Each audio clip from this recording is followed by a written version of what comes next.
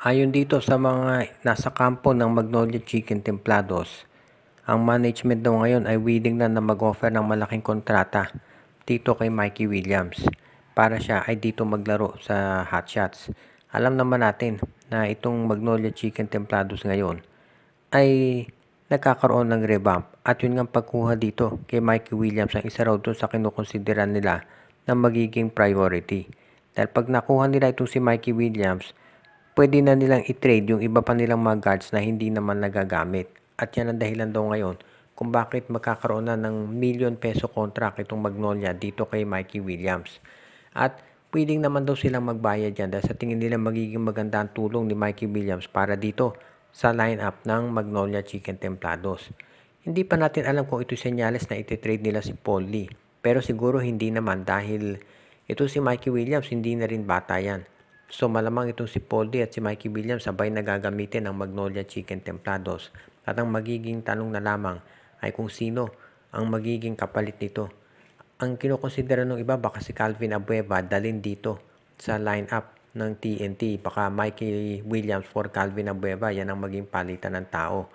Kung sakaling matuloy yung ganyang klaseng trade, may mga magsasabi na malulugi ang TNT. Pero actually, parehas lang halos ng edad dito si Mikey Williams at si Calvin Abueva.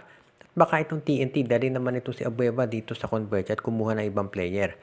Ngayon, ang Magnolia Chicken Templados, importante kung makuha nila si Mikey Williams, magkakaroon sila ng isa pang matinding scorer bukod dito kay Paul Lee. At yan ang hinahanap ngayon itong Magnolia talaga. Kung sakasakali na madagdagan sila ng isa pang scorer, abay malaking bagay yan para dito sa Hot Shots dahil syempre alam naman natin yung magiging tulong nitong si Mikey Williams dito sa Magnolia, kaya naman siya ang gusto nilang makuha talaga. Kaya good move yan. Ngayon, itong Barangay Ginebra naman ayon dito sa mga reports ay ready na raw na mag-offer din naman ng kontrata si Christian David ng Blackwater Bossing. Ang ayon dito sa mga balita ay gustong kunin talaga ni Coach Tim Cone. Dahil kung sakasakali, ito si Christian David ay 6'8 player na pwedeng maging center at power forward. Willing naman daw makipag-trade itong Blackwater Bossing. Nakita na natin na itong Blackwater Bossing kahit farm team yan ng MVP Group, nakikipag-trade sila sa iba't ibang koponan.